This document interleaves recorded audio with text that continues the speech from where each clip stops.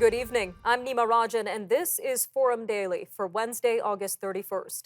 We begin tonight with recent moves in the Prime Minister's cabinet. Justin Trudeau has swapped two ministers in a mini shuffle.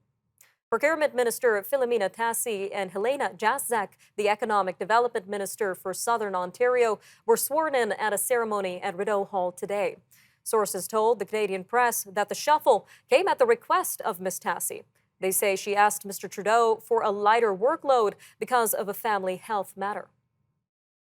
Taking a look at the economy now, which grew 3.3% in the second quarter. This is thanks to increased business investment in inventories and household spending. Statistics Canada released its latest reports on monthly and quarterly real GDP this morning. The agency says real GDP grew by 0.8% in Q2, while edging up by 0.1% in June. Canadians spent money on clothes and shoes as more people headed back to the office. Meanwhile, the Bank of Canada is trying to set the record straight on its policy decision during the pandemic. In its most recent Twitter thread, the Bank of Canada refutes the claim that it printed money to finance federal spending, and it defended its decision to engage in quantitative easing. Conservative leadership frontrunner Pierre Poilievre has repeatedly made the claim that the central bank caused inflation by printing money. However, economists say that quantitative easing doesn't involve printing money, and it is instead a way for the Bank of Canada to spur spending amid low interest rates. Turning to a new survey that points to the spread of false information online and climate change as the two main global threats of the modern age, at least for Canadians. Now, that's according to a new survey by the Pew Research Centre. 68% of Canadian respondents described bogus online information as a major threat. This is followed by climate change at 65%.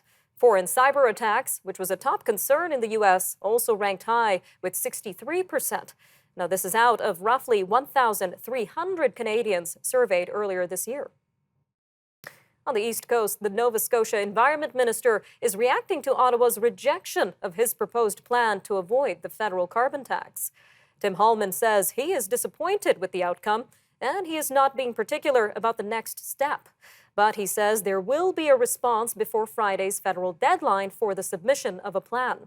In a letter to Nova Scotia's Premier, the federal environment minister noted Nova Scotia's plan does not put a price on carbon pollution. Stephen Guilbeault says his department is open to alternate proposals that meet Ottawa's approach. All right, well, ongoing fuel shortages at some airports in the high Arctic has an airline that services Canada's north voicing concerns. Canadian North says the shortages and inclement weather are causing significant disruptions to its operations. It first announced fuel shortages at airports in Pond Inlet, Arctic Bay, Resolute Bay, and Grise Fjord 2 weeks ago. The airline says there are fewer seats available on flights to those communities, and some cargo shipments could be delayed as planes have to carry more fuel.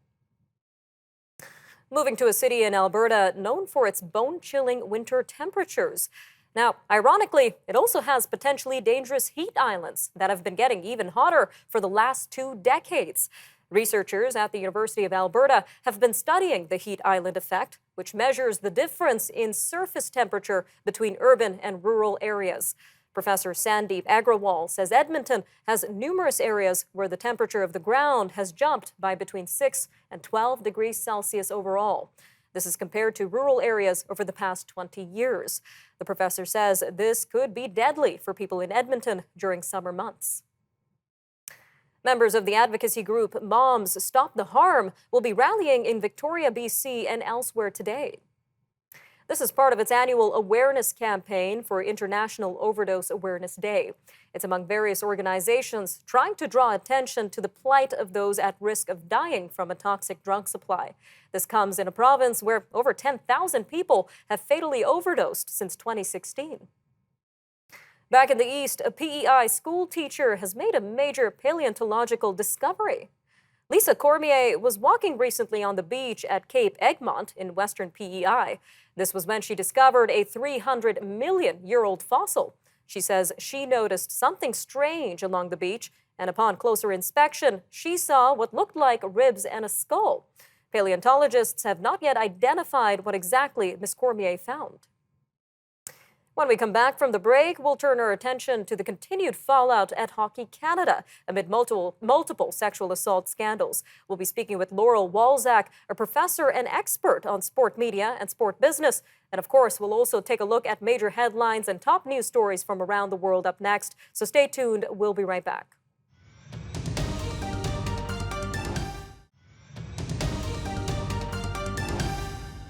As the fallout from a series of sexual assault scandals involving Hockey Canada continues, one advocate says the organization isn't listening. Retired NHL player Sheldon Kennedy is a fierce advocate for sexual abuse survivors, and he is repeating his call for a leadership change. His comments came after the organization's board of directors said it's supporting the executive team, despite calls for leadership to resign. Hockey Canada has been under intense scrutiny for its handling of sexual assault allegations against members of previous men's junior teams. However, Laurel Walczak, an expert on sport media and sport business, says this is not even the tip of the iceberg. Well, Professor Walczak from the Global Experiential Sport Lab at Toronto Metropolitan University joins us now. Ma'am, welcome to Forum Daily. Great, thanks for having me. All right, so the latest developments in this case saw Hockey Canada's board of directors supporting the executive team. So what sort of message is this organization putting out amid this investigation? Well, this is a very big question because I think that they need to look at how each member is complicit. What was their role in leading up to this, and the executive team and the current CEO? And I don't believe right now, the way that things exist, even with their action plan in place, that they really understand what needs to be changed. And this is a culture change that's going to take time, and it starts at the top. And on that note of culture change, it was revealed that in addition to the sexual assault cases dating back to 2003 and 2018, Hockey Canada paid over $8.9 million for sexual abuse settlements to 21 complainants. And this dates back all the way back to 1989. So why hasn't there been a change to this toxic culture yet? This is frightening. This is absolutely frightening. And this all comes down to accountability. It comes down to denial, the bystander effect. One of the things that we said in the letter is that this is passive aggressive, and the fact that they're in denial. So, they have not been accountable to date. We've not been seeing the transparency that we need to see with this national sport organization. They've been able to use the funding in a way that, let's say, has been under the radar, for lack of better words. And the very fact that they have not been accountable by the government, and it has gotten past the government as well. The one thing that I would definitely say is that we've been saying this repeatedly as researchers, and for someone that has also worked in the hockey space, this is a problem that all of a sudden has surfaced and exposed, and we're going to see more of this.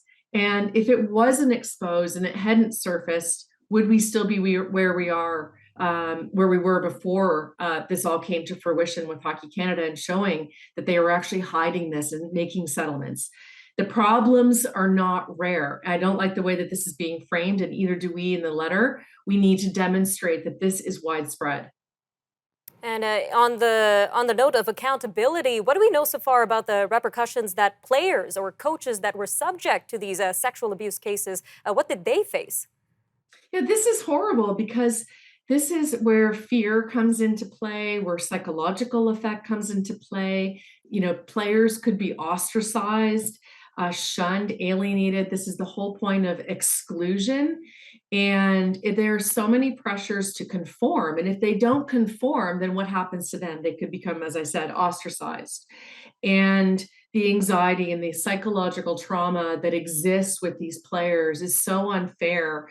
And, we think about this from the standpoint of what we want to do in the pyramid of hockey is we build the grassroots, and we want to win at, international levels. But at the same time, maybe we're actually not having the best players in place because some of those players have already been ostracized. And I think the very fact that there's this general exclusion that exists is frightening, and it's so unfair, and it totally negatively impacts the participation level in hockey. People don't want to come forward, and they're fearful to come forward. So what needs to be done to address this toxic culture that is not only apparent in Hockey Canada, but as you say, in overall sport in Canada? So what are some realistic steps that officials should take here? Well, the first and foremost, I like the fact that they're doing a review not only on the action plan but on the governance. I think all, not just Hockey Canada, but I'm going to use the word all here, sort of an all or nothing. Sport governance really needs to be reviewed in our country. There's a researcher, George Cunningham, that talks about deinstitutionalizing the institution.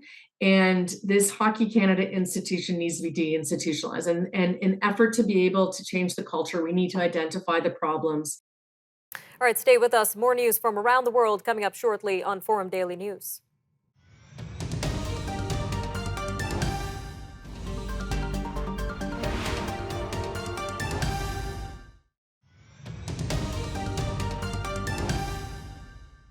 This upcoming fall will look a lot different than the flu season we're accustomed to in a world of COVID-19, monkeypox, and even the polio virus.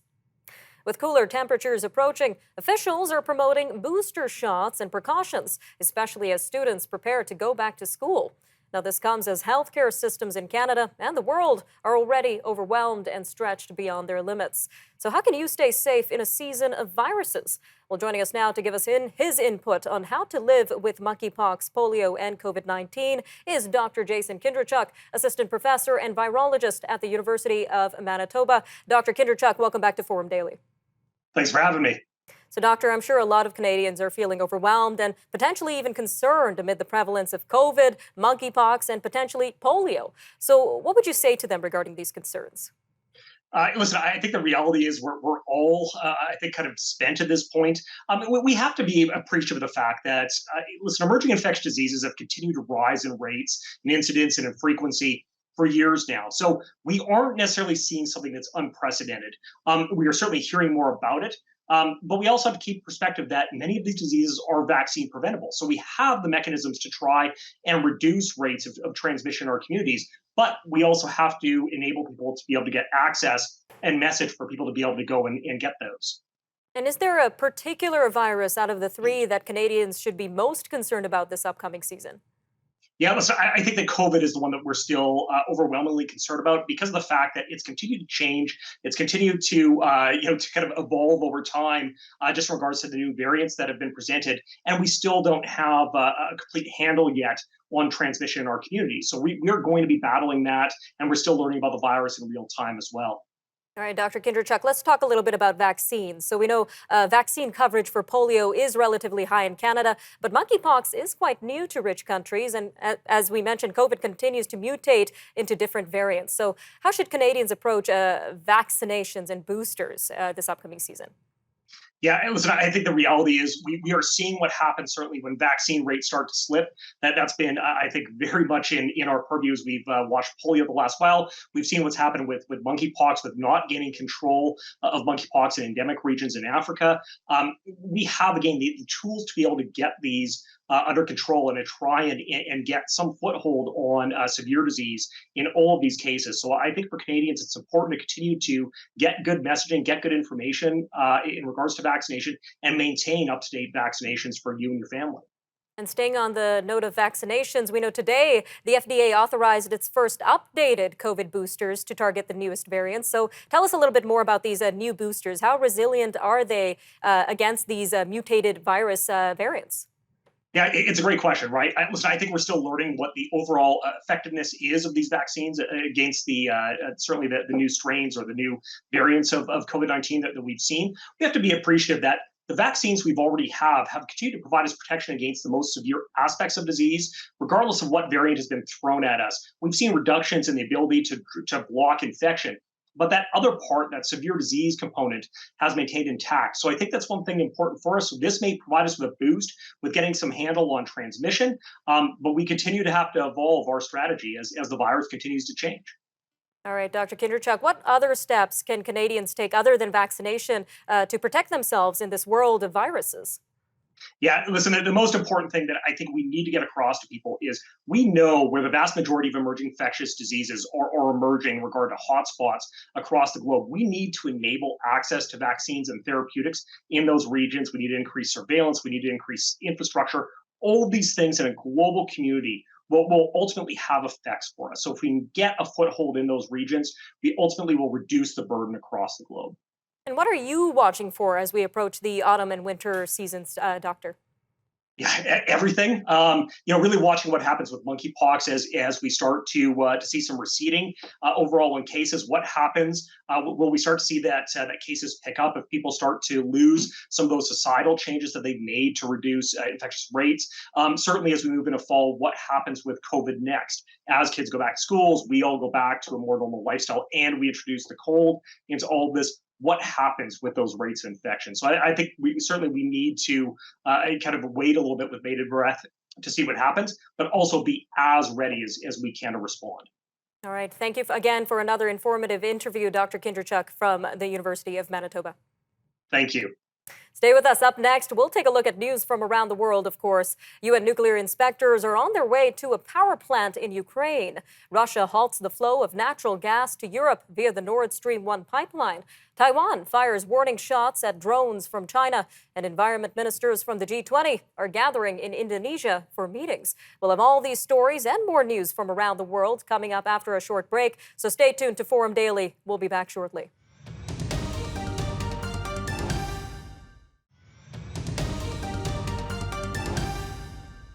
A team of international nuclear inspectors are heading to the Zaporizhzhia nuclear power plant in Ukraine. This comes amid fighting in southern Ukraine and international concern of a potential accident or radiation leak. The power plant has been occupied by Russian forces and operated by Ukrainian workers since the early days of the 6-month-old war. Rafael Grossi, the head of the International Atomic Energy Agency, said he hoped to establish a permanent mission in Ukraine. This to monitor Europe's largest nuclear plant. All right, well, meanwhile, Russia's Gazprom has stopped the flow of natural gas through the Nord Stream 1 pipeline from Russia to Europe. The Russian state-controlled energy giant says the stoppage will last 3 days for routine maintenance. It had announced this move earlier this month. Russia has also reduced the flow of gas to other European countries, which have sided with Ukraine in the war. All right, moving to Taiwan, which has fired warning shots at drones from China that were flying over its outposts just off the Chinese coastline. It comes as tensions are heightened after China fired missiles and sent planes and ships across the dividing line in the Taiwan Strait earlier this month. Now, that was in response to the trip to Taiwan by U.S. House Speaker Nancy Pelosi. China claims Taiwan as its own territory, and its recent actions have been viewed as a rehearsal of a possible blockade or invasion. Inflation continues to dog the 19 countries of the eurozone that use the euro currency. The European Union Statistics Agency says inflation rose to 9.1% in August, which is up from 8.9% recorded a month earlier. This is the highest inflation level since 1997. Grocery prices rose by 10.6%, and the prices for goods were up 5% this month. Soaring energy prices, driven by Russia's war in Ukraine, are being blamed for high inflation. Turning to a survey that shows Chinese manufacturing contracted in August amid weak export and consumer demand. That adds to the downward pressure on the struggling economy.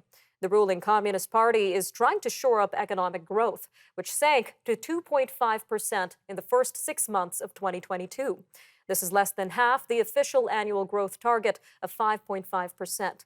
Consumer demand has also been hurt by a plunge in real estate activity and by repeated shutdowns of factories, shops, and neighborhoods to fight COVID-19 outbreaks. Moving to a major meeting of environment officials in Indonesia. The officials from the group of 20 leading rich and developing nations are gathering for talks to spur global climate action and other troubles. Indonesia's environmental minister says she expects the meeting to produce a joint agreement, which will have 3 priority issues to realizing the Paris Agreement commitment on climate change.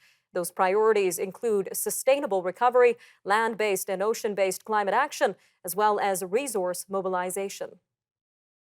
In Pakistan, officials say they're concerned about the spread of waterborne diseases among thousands of flooding victims. Some doctors say initially they were seeing mostly patients traumatized by the flooding, but now they're treating people suffering from diarrhea, skin infections, and other waterborne ailments. Massive flooding from powerful monsoon rains since mid-June has killed more than 1,100 people. Now, this is a phenomenon that experts blame on climate change. Well, today marks the 25th anniversary of Princess Diana's death. Diana was 36 years old when she, a companion, and her chauffeur were killed in a Paris car crash. It was later confirmed their car was moving at high speeds as they were chased by paparazzi. Diana is being remembered as the woman who brought lasting change to Britain's royal family, who comforted AIDS patients and campaigned for landmine removal. This as well as her role as an international style icon. The passing of a famous Russian leader has people remembering him as someone who gave hope and peace among the superpowers, at least for a time. Mikhail Gorbachev is being mourned as the loss of a rare leader who changed the world. He died in Moscow yesterday at the age of 91. Mr. Gorbachev was the last leader of the Soviet Union, and for many, the man who restored democracy to then communist-ruled European nations. But many of his countrymen blamed him for the 1991 implosion of the Soviet Union. NASA will make a second attempt at launching its new moon rocket on a test flight this weekend. Monday's planned launch was thwarted by engine trouble. The Space Launch System rocket is the most powerful ever built by NASA. It will attempt to send an empty crew capsule around the moon and back, and if successful, it will be the first capsule to fly to the moon since NASA's Apollo program 50 years ago. All right, I'm Nima Rajan, and that'll do it for your look at national and international news for today. Remember, for more news on demand, you can check out our website or follow us on social media. Take care, Canada.